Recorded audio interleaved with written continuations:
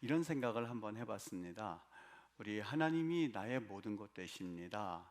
또 하나님이면 충분합니다. 이렇게 우리가 이야기를 하고 있는데, 또 그 이야기를 하면서도, 그렇게 고백을 하면서도 이것이 쉽게 그렇게 나오는 고백은 아닙니다. 왜 그 고백이 쉽게 나오지 못하는 걸까? 그리고 우리가 하나님 앞에 그런 고백을 할 수 있을 만큼 삶을 살아들이지는 못하는 이유가 어디 있는 걸까? 왜 나는 주님 한 분이면 충분합니다 라고 하는 그런 고백을 내가 신앙생활 하면서 단 한 번도 자신 있게 못하는 것일까 하는 생각을 오늘 말씀을 통해서 여러분들에게 주시는 우리 하늘의 음성으로 들으실 수 있게 되기를 주의 이름으로 축복합니다. 하나님이 이스라엘 백성들에게 선물을 주시기로 작정을 하셨습니다.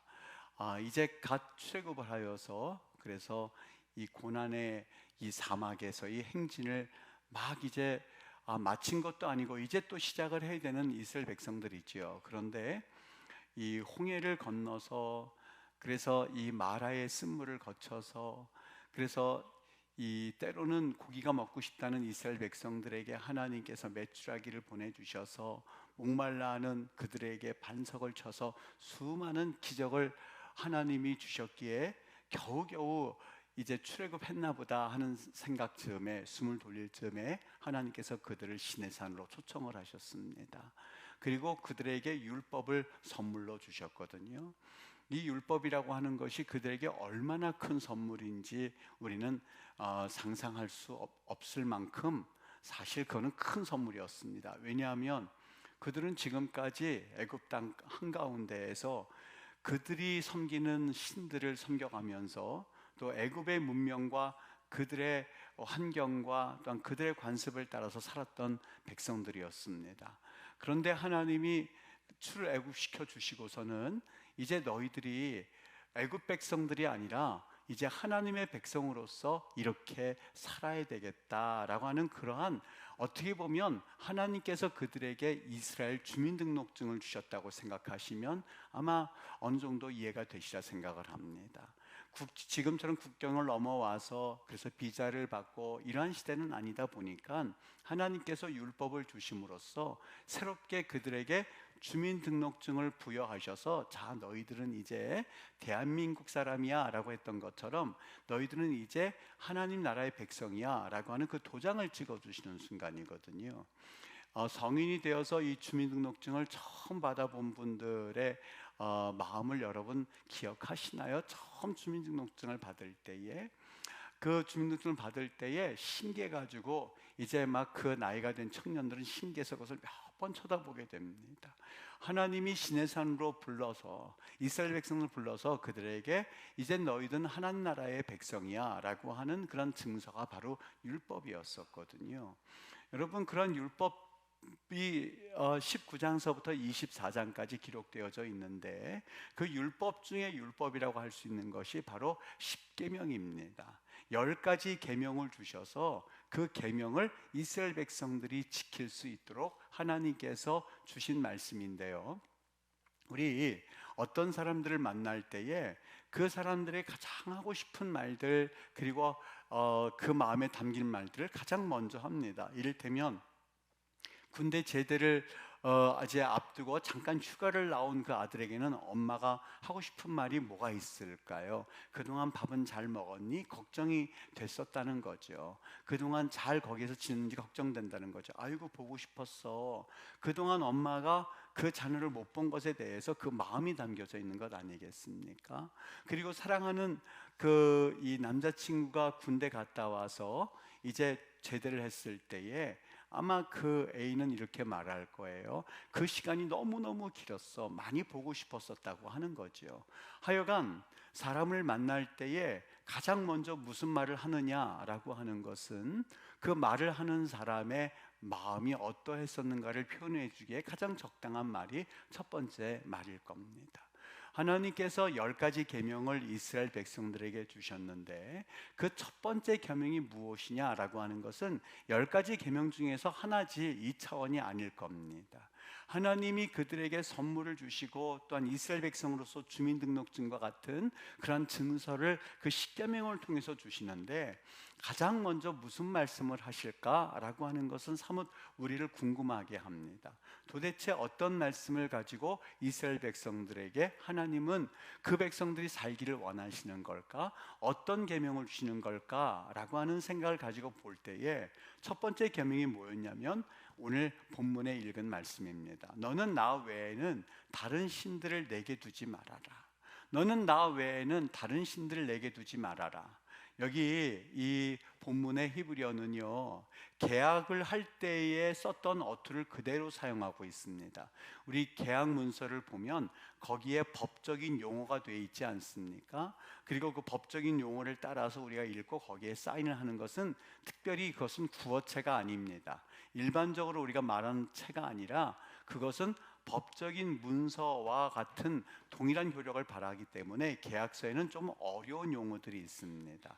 여기 오늘 그 이야기가 그렇게 돼 있어요. 너는 나 외에는 다른 신들을 내게 두지 말아라 라고 하는 것이 사실상 일반 어구의 문법과는 좀 다릅니다.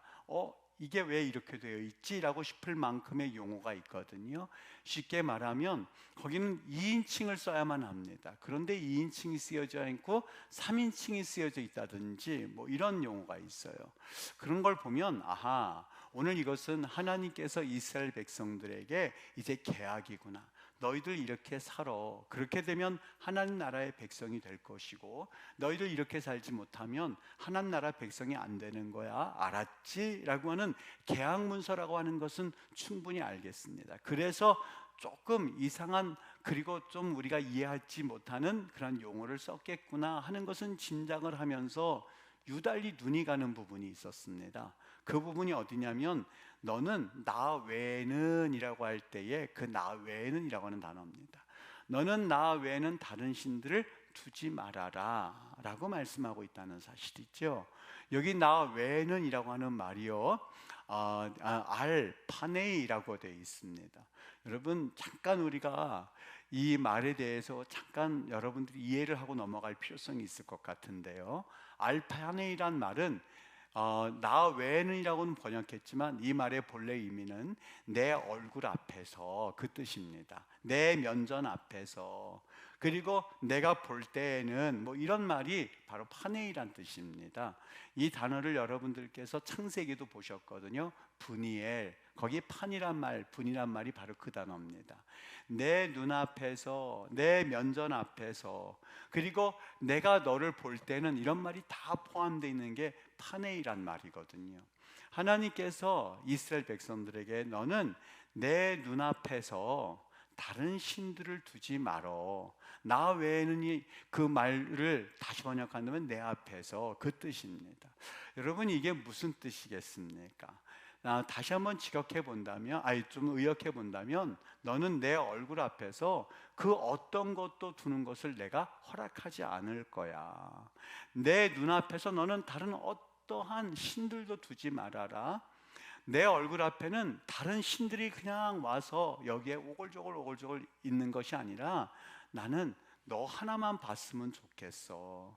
내 얼굴이 눈을 떴을 때 있지, 그때에 다른 신들을 보이면 안 된다. 오직 나는 네 얼굴만 그렇게 봤으면 좋겠어 하는 말이 오늘 본문의 그 말씀입니다. 여러분 제가 설교 말씀을 보다가 혹시라도 있나 싶어서 나는 너만 바라봤으면 좋겠어 그렇게 하고선 쳤어요. 그랬더니 뭐가 나오는지 아십니까? 제가 이 가수 이름은 모르는데요, 그 유행 가사가 나오는데 어떤 유행 가사인지 아마 젊으신 분들은 아실 수도 있을 거예요. 전 노래는 모르겠는데 유행 가사가 이래요. 그 랩과 같이 하는 건가 봐요. 어제도, 그러니까 이렇게 어제도 보고 오늘 뭐 이런 거겠죠. 근데 어제도 보고 오늘도 봐도 또 자꾸 또 네가 보고 싶어. 그래서 눈을 뜨면 네가 제일 먼저 너가 보였으면 좋겠어. 나에게 있어서 가장 중요한 것은 너거든. 이 가사예요. 여러분 이게 젊은이들이 부르는 노래인데 저는 이 노래를 보면서 은혜가 되던데요. 이게 남자와 여자 간의 사랑 이야기예요. 들어보세요. 이거는 성경 이야기가 아니에요. 어제도 보고 오늘도 봐도 또 자꾸 네가 보고 싶어. 그래서 눈을 뜨면 네가 제일 먼저 너가 보였으면 좋겠어. 나에게 있어서 가장 중요한 건 너거든. 남자가 여자한테든 아니면 남편이 아내에게든 아니면 아내가 남편에게든 여러분 이 말을 한다고 생각해 보십시오. 난 눈을 보면 너 보이면 너 큰일 나. 눈을 뜨고 봤더니 깜짝이야 아내가 보이네. 이런 차원이 아니에요. 눈을 뜨고 보자마자 나는 내 아내만 보였으면 좋겠어. 내가 눈을 뜨면 내 사랑하는 사람만 보였으면 좋겠어 하는 노래를 여기서 지금 하고 있는 거예요. 여러분 왜 은혜가 됐는지 조금 여러분이 짐작이 되십니까? 하나님께서 오늘 물론 세상의 유행 가사를 이 하나님 말씀과 비교해서 보는 게 조금 불경건해 느껴질지 모르겠는데 그 하나님의 말씀을 잘 이해할 수는 아주 또 하나의 귀한 가사라는 생각이 들었습니다. 너는 나 외에는 다른 신을 두지 말어. 이렇게 하면 딱딱한데요, 너는 내 눈앞에서 내 얼굴 앞에서 내가 눈을 떴을 때에 내가 눈을 들었을 때 너만 보였으면 좋겠거든. 내가 눈을 들었을 때에 너가 자꾸 보고 싶거든. 내가 눈을 떴을 때 다른 남자가 내 앞에 있지 않고 다른 여자가 내 앞에 있지 않고 나는 너만 보였으면 좋겠거든.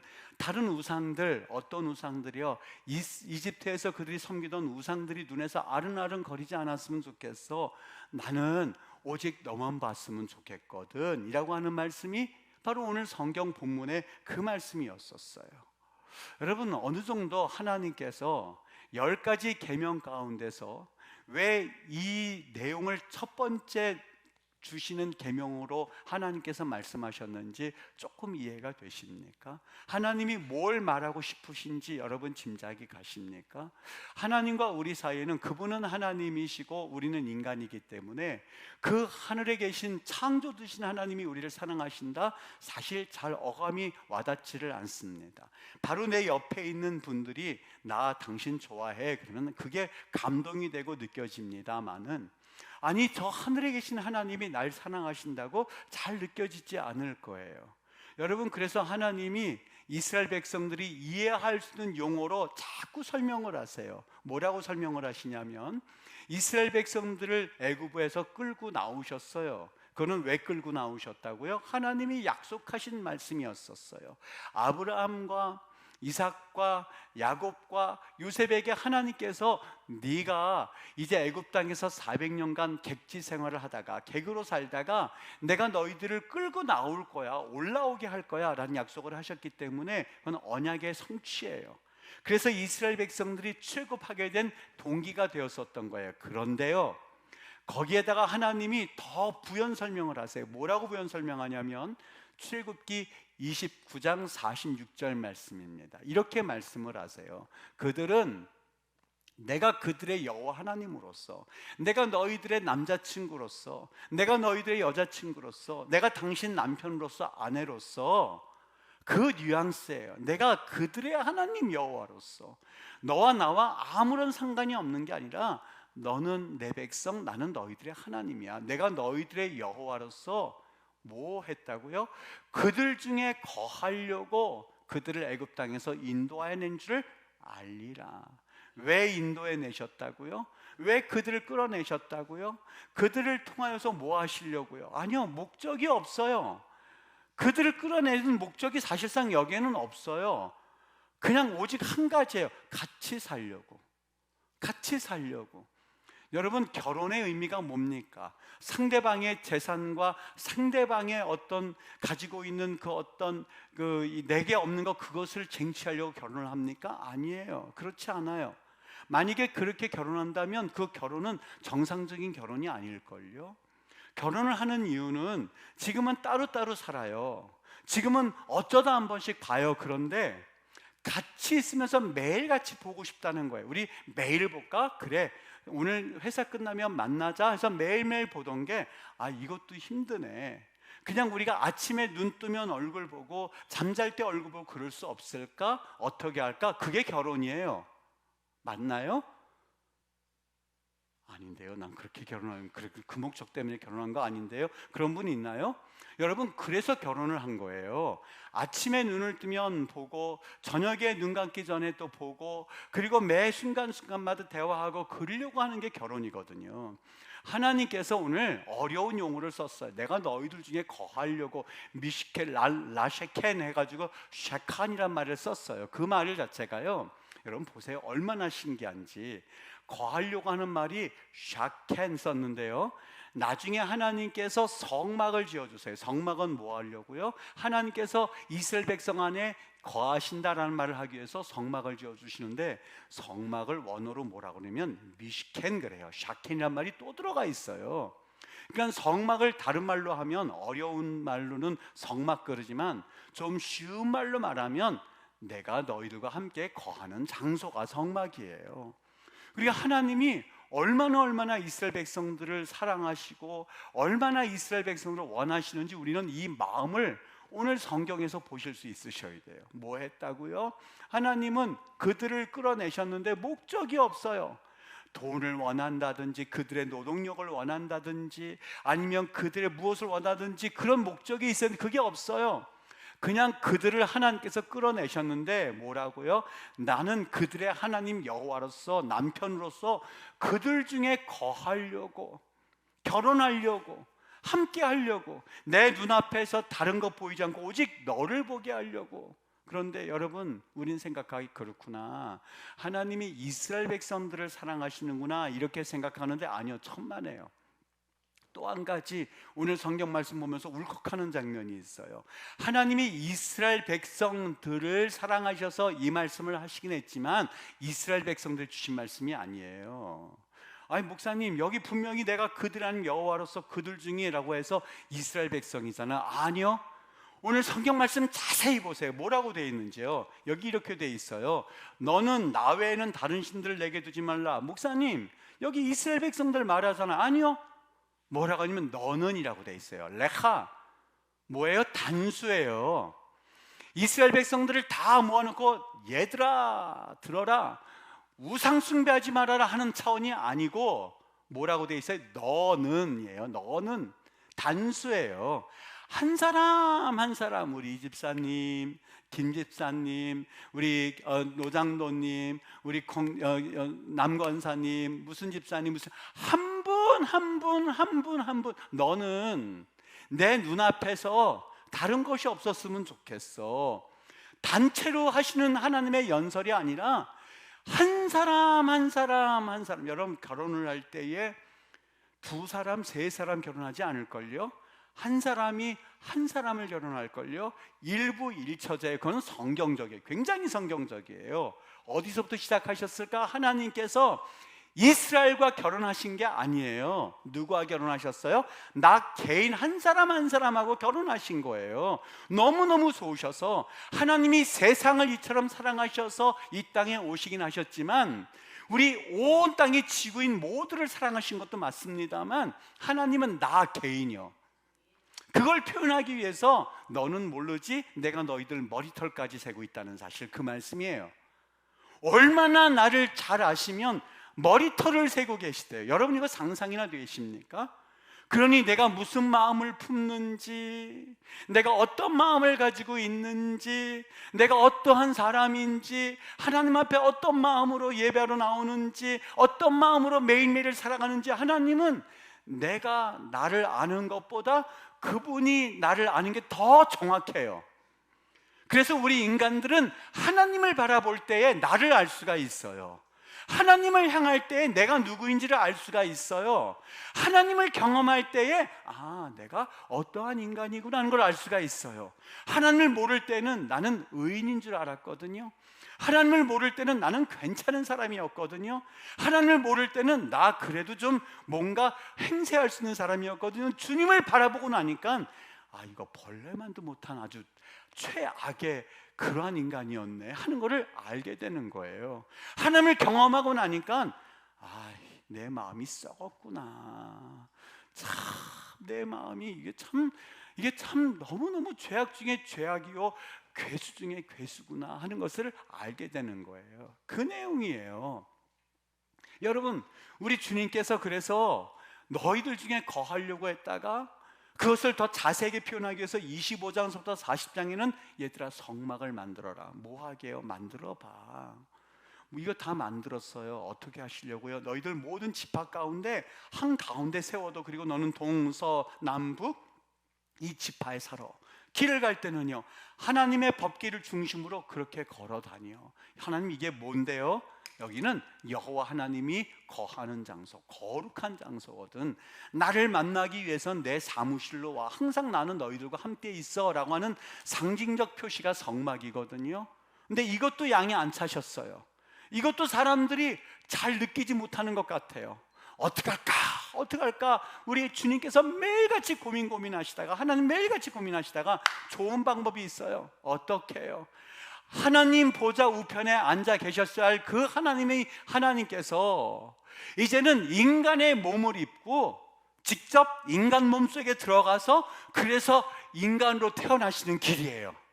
그게 바로 임마누엘이요. 임 모모와 함께 누 우리 엘 하나님이요. 하나님이 우리와 함께 계시다. 그분이 바로 예수님이신 거예요. 그러니까 그분이 하나님 우편에 앉아 계시다가 더 이상 하나님과 동등됨을 취할 것으로 얘기하지 아니하시고 인간의 몸을 입어서 이 땅에 오셨어요. 2000년 전에요. 그분이 십자가 못 박혀 돌아가셔서, 그래서 그 하나님을 경험하고 이제는 그 주님께서 올라가시면서 얘들아 내가 올라가지만 걱정하지 말아라. 내가 너희들에게 성령을 부어줘서 이제는 각 사람이 성전이 되어서, 몸이 성전이 돼서 이 안에 뭘 모시고 사는 거예요? 성령님이요. 이제 조금 이해가 되세요? 구약에 있는 하나님께서 거하시려고 했었던 그 사건이 성막으로 되어졌다가 이제 성전으로 되어졌다가 이제 예수님으로 오셨다가 예수님 올라가시고 성령이 내 안에 계셔서, 그래서 성령을 여러분 근심케 하지 마세요. 죄짓지 말아요. 내 안에 이미 성령이 이미 경험하신 분들은요 정말 예수님을 근심하게 하고 아프게 하고 그러면 성령이 이 안에서 탄식을 하세요. 다른 거는 몰라도 성령님을 마음을 아프게 한다든지 그 마음에 성령님을 가슴을 찢게 하는 그런 죄는 짓지 않으려고 최선 이를 악무세요. 주님, 나 자꾸 죄지려고 하는 마음 생겨요. 자꾸 하나님 내 마음 가운데에 죄 짓고 싶은 마음이 들어요. 자꾸 하나님 내 마음 가운데 더러운 욕심, 더러운 말, 더러운 생각들, 더러운 것들로 가득 차서 하나님 너무 힘들어요. 성령님 도와주세요. 성령께서 도와주실 거예요. 오늘 이스라엘 백성들이 주님께서 그걸 말씀하신 거예요. 너희 안에 거하려고 출애굽을 시키셨다는 거예요.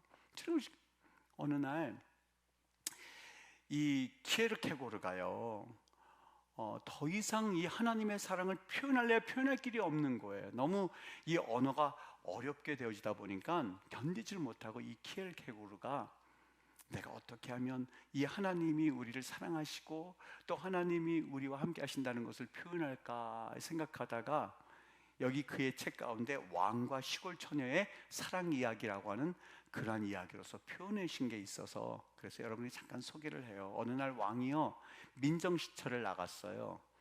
근데 사람들을 만나는 게 목적이잖아요. 뭐가 어떻고, 그리고 지금 사는 게 어떻고, 그리고 어떤 이야기를 하다가 갑자기 자기의 눈이 한 곳으로 꽂혔어요.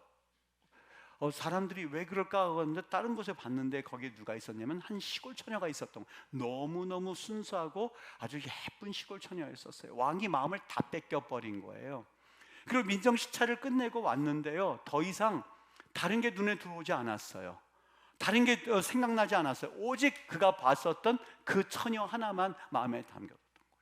그래서 그 신복에게 말했어요. 아무래도 그 시골 처녀를, 내가 봤었던 그 눈 동그랗고 그리고 이 얼굴 하얗고 그리고 머리 길었던 그 처녀를 내가 데려와야겠어. 나 결혼해야 할까 봐. 그랬더니 신복이 펄펄 뛰는 거예요. 왕이시여, 지금 어떻게 되신 거 아닙니까?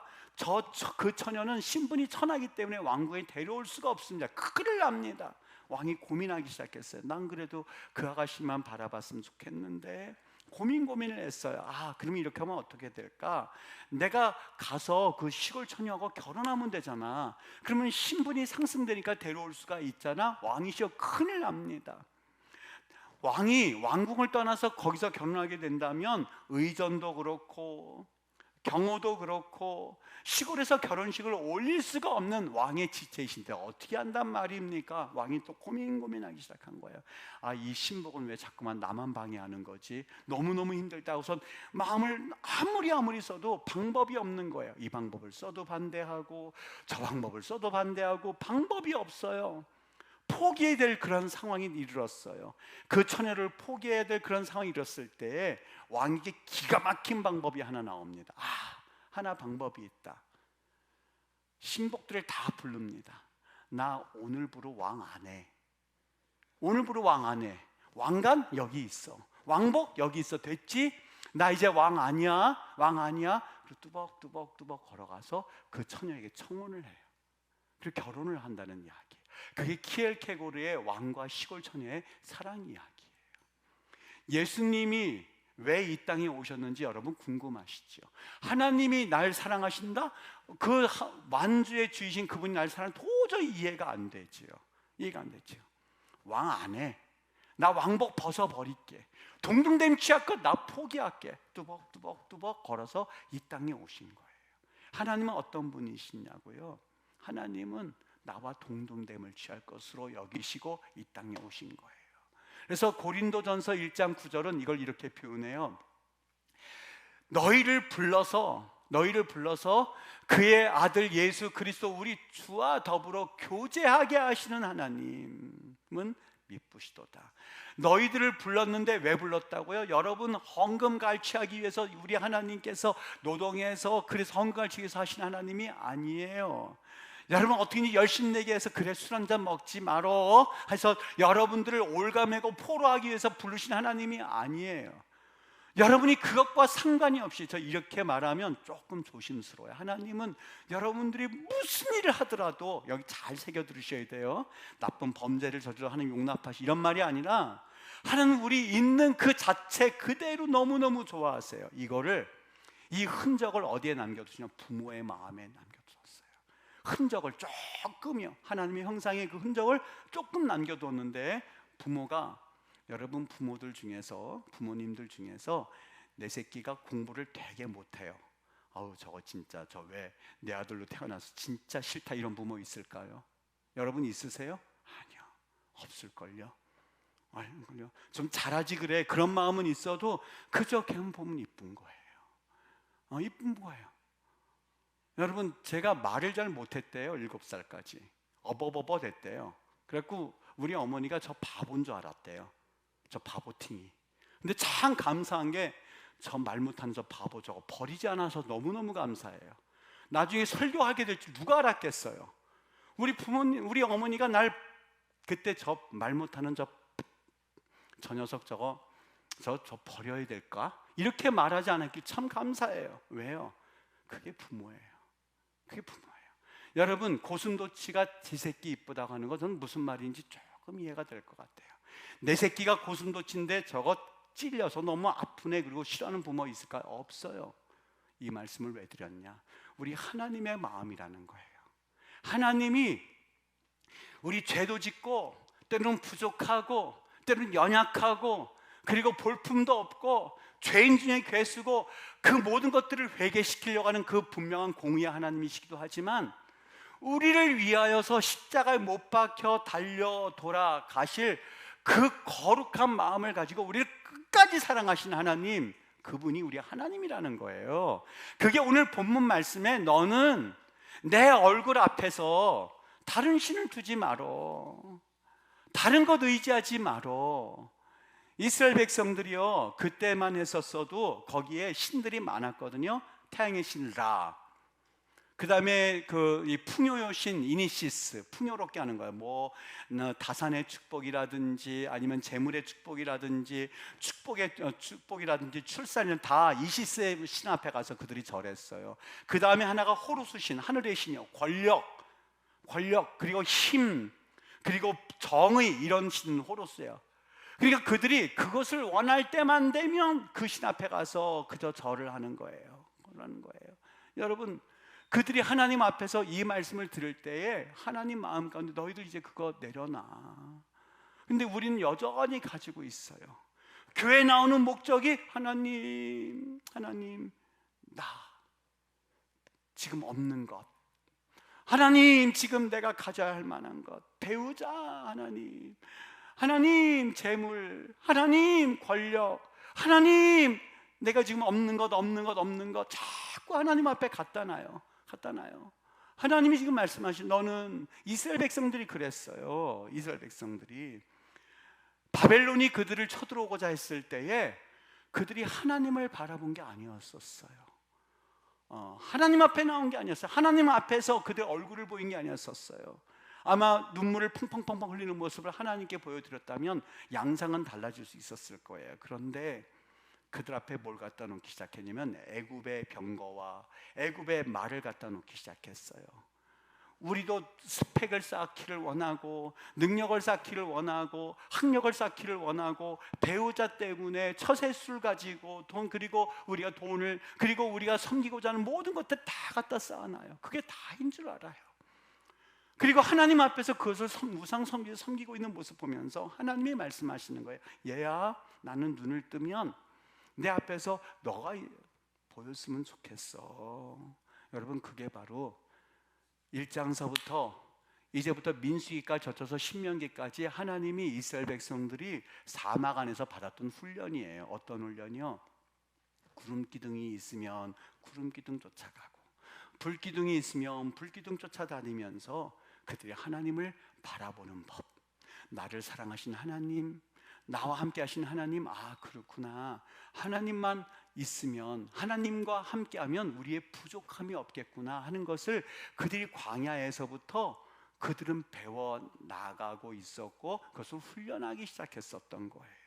여러분, 정말 하나님 한 분만 계시면 나는 정말 좋거든 이라고 하는 것을 그들이 광야 한가운데서 배워 나가는 그러한 은혜의 시간들이 광야의 시간이었던 거예요.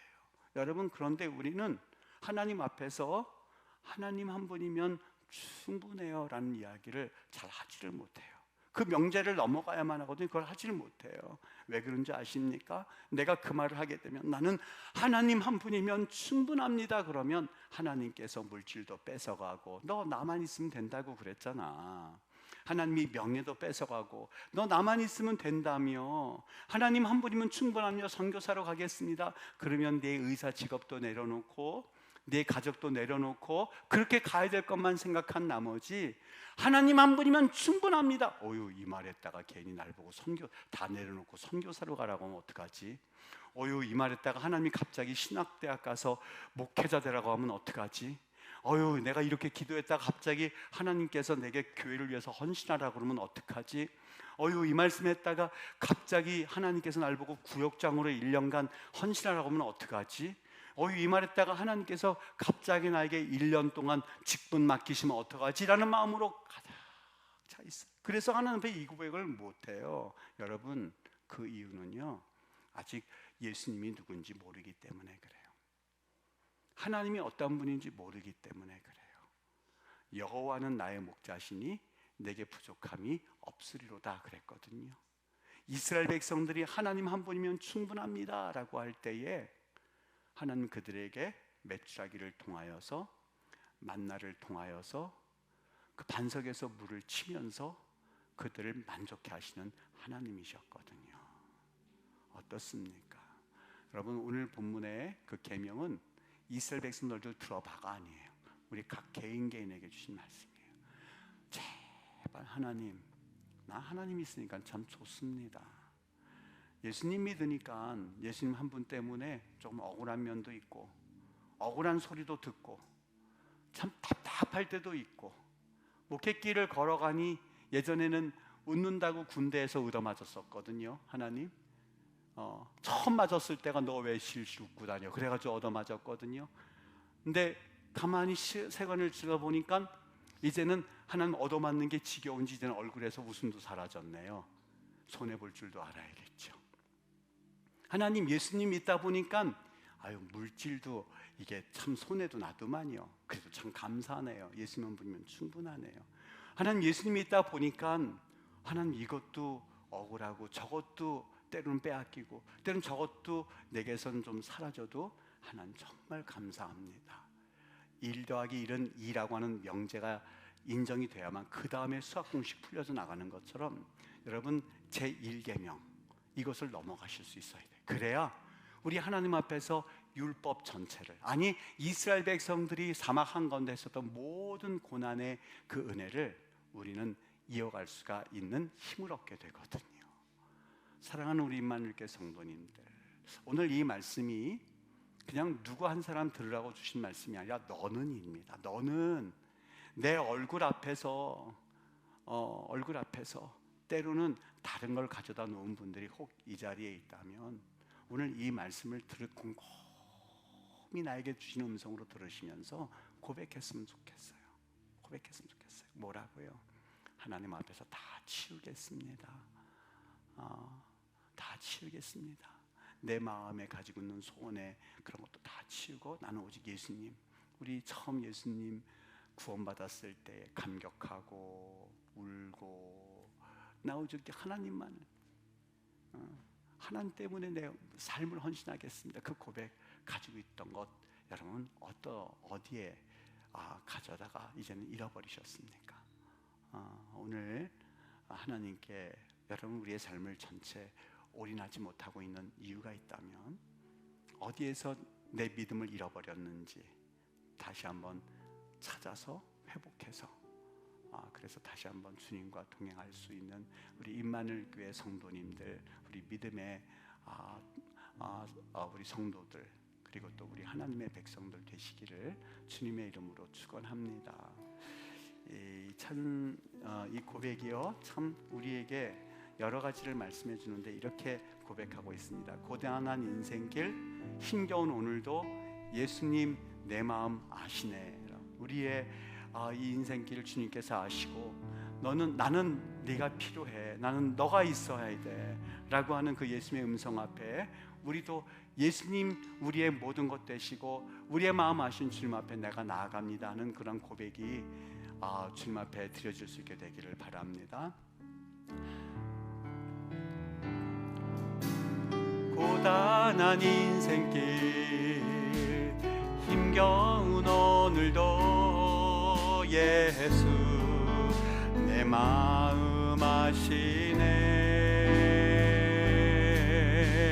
지나간 아픔도 마주할 세상도 예수 내 마음 아시네. 고단한 인생길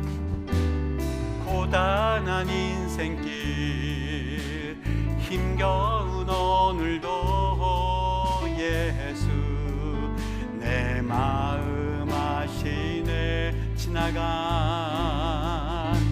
지나간 아픔도 마주할 세상도 예수 내 마음 아시네.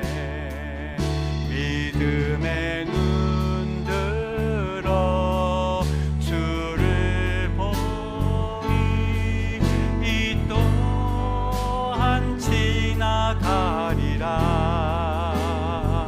주어진 내 삶의 시간 속에 주의 뜻 알게 하소서. 하루를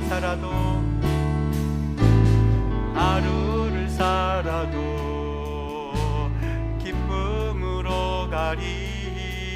예수 늘 함께 하시네. 후회도 염려도 온전히 맡기리. 예수 늘 함께 하시네. 하루를 살아도 기쁨으로 가리. 예수 늘 함께 하시네. 후회도 염려도 온전히 맡기리. 예수 늘 함께 하시네.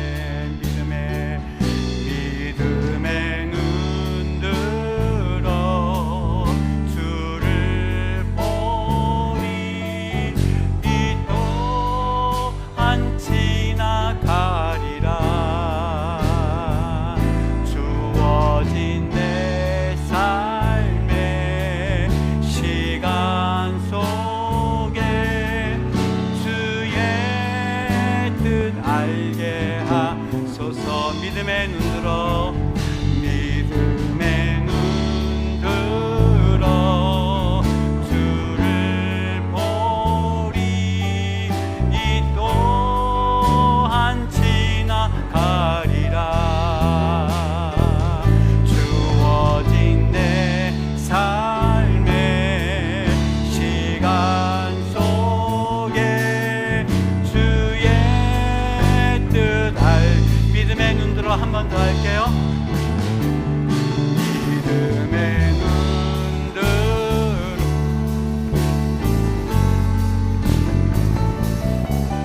이 또한 지나가리라 주어진 내 삶의 시간 속에 주의 하소서. 우리 한번 기도할게요.